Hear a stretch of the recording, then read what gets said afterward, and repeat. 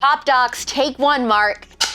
I love Disney, always have, minus all of their corruption with the CCP and extreme left-wing agenda. Old Disney and classic Disney stories like The Little Mermaid, Lion King, and Beauty and the Beast are magical and hilarious. Uh-oh. Don't tell me. We're about to go over a huge waterfall. Yep. Sharp rocks at the bottom? Most likely. Bring it on. Well, I discovered a behind-the-scenes controversy at Disney that I had never even heard of, and it's wild. This is the story of Disney's America, the theme park the left ruined before it could even begin. I'm AlexClark, and this is the first ever POPDoc.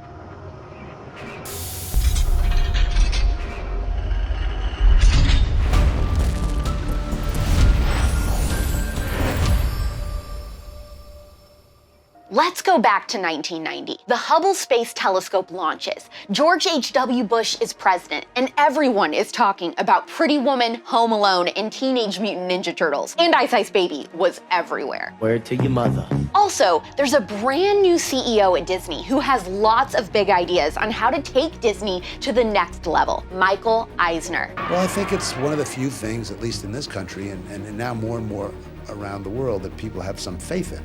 If they see Disney, they can comfortably bring their whole family. Eisner tells people this is the 90s, the decade we reinvent Disney. He announces a project called the Decade of Disney and is like, listen up, brothers, we're taking this ish to the next level in America and all over the world. It's big time. We're adding a second gate to Disneyland. We're opening Euro Disney. We want to create a Disney airline and daycare centers, and we're modernizing everything. I'll accept the check. Except Disney Euro becomes a massive money pit. It's starting to cost Disney way more than they had imagined and becomes a nightmare come true instead of a dream or wish your heart makes. To make matters worse, when it finally opens, the numbers are dismal. So they decide to rebrand and call the park Disneyland Paris and link the park to the most romantic city in the world. This ends up being a massive success, and you can still go there today. Discover the magic of Disneyland Paris, the land where wishes come true.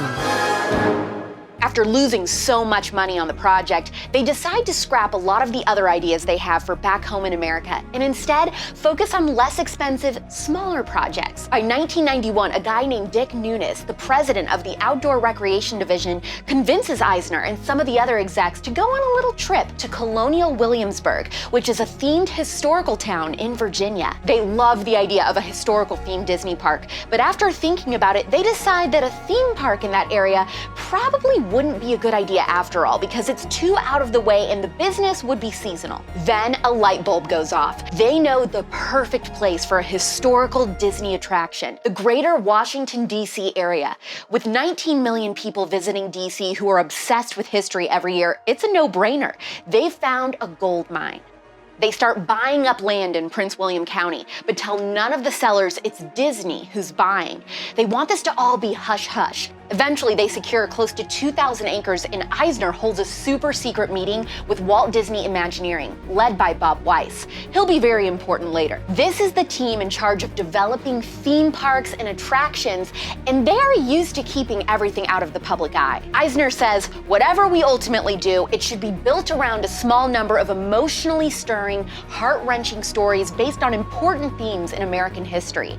After a long deliberation, the guys come up with an idea for different lands in the park that center around the creation of the Constitution, the Native American experience, and stories about slavery and the creation of the United States. Everything is great until 1993. People in DC start to figure out that all that land that had just been bought belongs to Disney. Eisner and the rest of his crew didn't know it yet, but the decision to do everything in secret was about to blow up in their faces. In Eisner's memoir, he wrote, "Our focus on secrecy in land acquisition had prevented us from even briefing, much less lobbying the leading politicians in the state about our plans as they evolved. The consequence was that we lost the opportunity to develop crucial allies and nurture goodwill. The secrecy also precluded seeking out prominent historians whose ideas and criticisms would have helped to shape our plans, alerted us to potential controversy, and given the project more legitimacy from the start." Basically, the swamp rats are heated. Eisner decides the best plan is to try to butter up the governor, who at the time is George F. Allen. What's crazy is that when Eisner calls him, he's actually at Disney World and is ecstatic about the idea of bringing Disney to Virginia. So everything looks great. They decide they're going to publicly announce the park on November 11th, 1993 at a huge showy event. But just a couple days prior to the announcement, the mainstream media, who is up to their same old crap, releases two bombshell stories that trash the idea. The stories raise concerns about how close the land is to the site of two major Civil War battles, the fact that local wealthy landowners who bought property in that area as a quiet getaway might not like a theme park, and they were worried about traffic on an underprepared Interstate 66. Despite the bad first impression, Eisner and Governor Allen announced Disney's America on November 12th in Manassas, right near where the park would eventually be built. He comes prepared with artist renderings of what the park would look like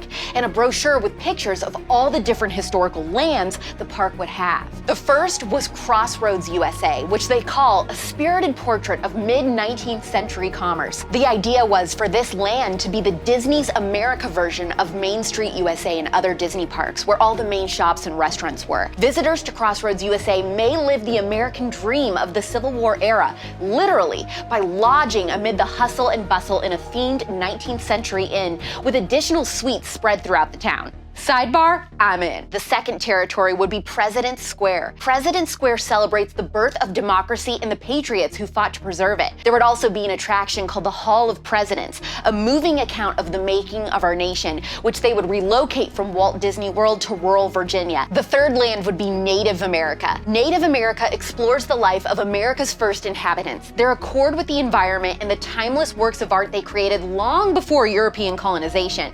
Guests may visit an Indian village representing such eastern tribes as the Powhatans, or join in a harrowing Lewis and Clark raft expedition through pounding rapids and churning whirlpools. The fourth territory is the Civil War Fort, which they describe as being emblematic of our nation's greatest crisis. The Civil War Fort allows guests to experience the reality of a soldier's daily life. They may encounter an authentic reenactment of a period battle or gather along Freedom Bay for a thrilling nighttime spectacular based on the historic confrontation between the Monitor and the Merrimack. We the People would be their fifth territory, framed by a building resembling Ellis Island. We the People recognizes the courage and triumph of our immigrant heritage, from the earliest native settlers to the latest political refugees. We the People explores and explains how the conflicts among these varied cultures continue to help shape this nation. Enterprise, the sixth land, would be their land dedicated to celebrating capitalism. The factory town of Enterprise plays host to inventions and innovations spawned by the ingenuity and can-do spirit that catapulted America to the forefront of industry. Within Enterprise, those daring enough can climb aboard the Industrial Revolution, a high-speed adventure through a turn-of-the-century mill, culminating in a narrow escape from its fiery vat of molten steel. The seventh world, Victory Field, looked super cool too. With the assistance of modern technology, guests at Victory Field may parachute from a plane or operate tanks and weapons in combat and experience firsthand what America's soldiers have faced in defense of freedom.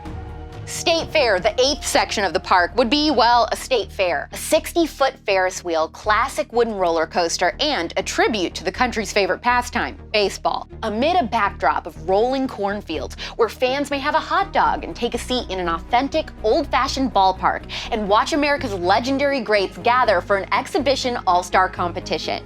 Lastly, there would be a territory called Family Farm that had a time period of being between the 1930s and 40s. Family Farm pays homage to the working farm, the heart of early American families.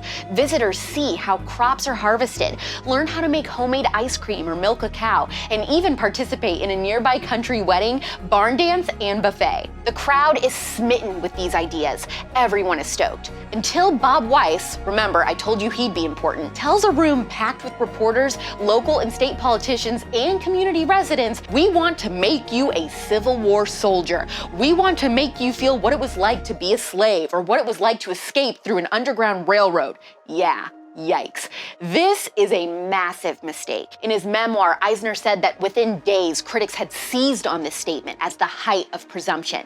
I wish that Bob had phrased his answer more felicitously, but the point seemed to me a reasonable one. We had no intention of trying to replicate the experience of slavery for anyone, but we were committed to bringing history alive by telling emotionally compelling stories in dramatic ways. Somehow, we never successfully communicated that distinction. The more we tried, the more we stepped on our own toes. Oh, you don't even know, but you're about to. Disney tries working with local officials to make sure environmental needs are met, but it's too late. Local environmental groups begin freaking out. Weiss tells a magazine that it's going to be a lot of work researching all the historical events and periods that would be depicted in the park, and in no way would this park be similar to Disneyland or Disney World. That they'd be dealing with gutsy, controversial issues, but still fun attractions that would mix entertainment and education. The cultural critics come out in droves in the New York Times and continue for months. Some argue this park would trivialize moments in history, and others argue Disney could make history fun. During all of this, one of the key directors and creators working closely with Eisner tragically dies in a helicopter accident. This is one of many blows to hit Disney in a short amount of time. Suddenly, a bunch of Ivy Leaguers with a group called Protect Historic America say Disney's America would be an appalling commercialization and vulgarization of the scene of our most tragic history. Would we as a country want a theme park at Normandy Beach? Would we permit that? Would we, in the name of creating jobs, make splinters of Mount Vernon? Disney claps back and says that they have several historical advisors on staff, paid $100,000 to the Association for the Preservation of Civil War Battle Sites before these attacks even began, and are committed to authentically capturing history and maintaining the surrounding environment. They say it's unfortunate that a group of historians would prejudge the project and draw conclusions about the historical context and potential impact of the park without having the necessary facts. Then it happens. Opposing Disney's America becomes a trendy political SJW cause. Every publication starts running self-righteous stories about taking a stand and being emotionally outraged for clout. Understandably, Eisner has been in a very bad mood, and it doesn't help that there's about to be live broadcasted Senate committee hearings on CNBC about the project. So he decides before that happens, maybe he should do a public interview to soften public opinion.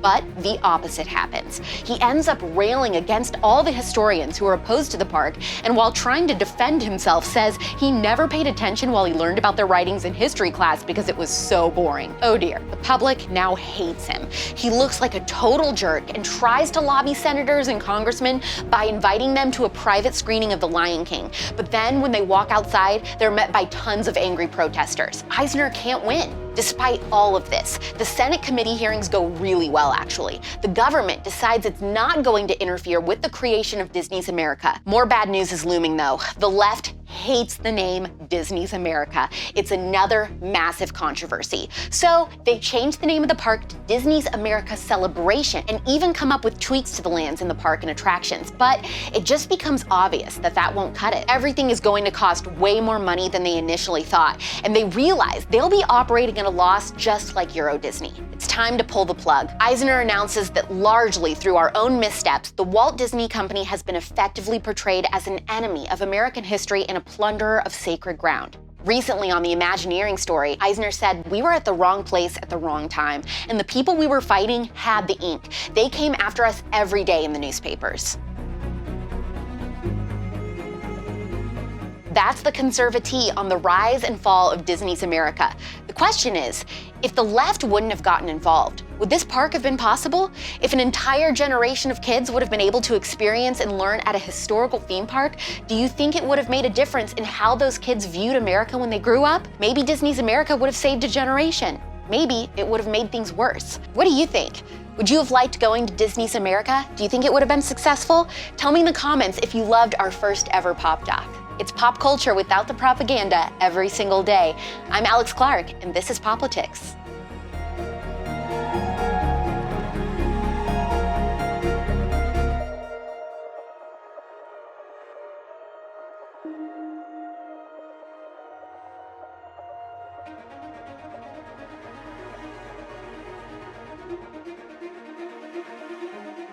Click below to watch yesterday's episode. Please subscribe, thumbs up, share this video, and ring the bell for notifications so you never miss the Conservative. And make sure you're following this show at POPlitics on Instagram for even more CUTEservative content.